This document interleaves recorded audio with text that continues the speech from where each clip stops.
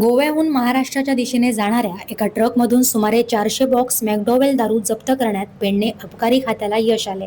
ही कारवाई 28 ऑगस्ट रोजी पहाटे सुमारे 2 वाजता पत्रादेवी येथील गोवा महाराष्ट्र चेक नाक्यावर करण्यात आली.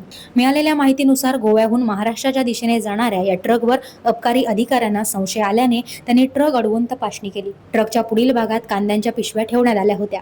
मात्र ट्रकच्या मागील भागाची तपासणी केली असता मोठ्या प्रमाणात दारूचे बॉक्स आढळून आले. यानंतर अबकारी अधिकाऱ्यांनी ट्रक बाजूला घेऊन वरिष्ठ अधिकाऱ्यांना माहिती दिली. वरिष्ठांच्या मार्गदर्शनाखाली संबंधित ट्रक जप्त करण्यात आला. दरम्यान ट्रक चालकाने घटनास्थळावरून पळ काढल्याची माहिती मिळाली असून त्याचा शोध घेण्याचे काम सुरू आहे. या कारवाईत मॅकडॉवेल ब्रँडच्या 180 ml क्षमतेच्या बाटल्यांचे सुमारे 400 बॉक्स अबकारी खात्याने ताब्यात घेतलेत. जप्त केलेल्या दारूची एकूण किंमत तसेच अन्य तपशील पुढील तपासानंतर स्पष्ट होणार आहेत. याबाबत माहिती देताना अबकारी निरीक्षक सलील वैवळकर यांनी सांगितले की गोवा महाराष्ट्र सीमेवरील पत्रादेवी चेक नाक्यावर यापूर्वीही अवैध दारू वाहतुकीविरोधात अनेक कारवाया करण्यात आल्या आहेत. Okay sir. अराउंड तरी तुम्ही 400 जरी धरले कितले प्राइस बी जाऊ शकता अशें कितें सर?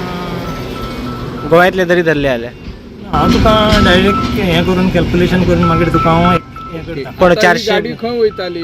खंयसून खंय वयतले? तशें कांय काय सांगना. सांगू? पण गोव्यातल्यान महाराष्ट्रा वयताना हय महाराष्ट्रानूच आसलेली एक टायम. एकटोच आशिल्लो गाडी? हय एकटोच आसलो. एकटोच आसलो.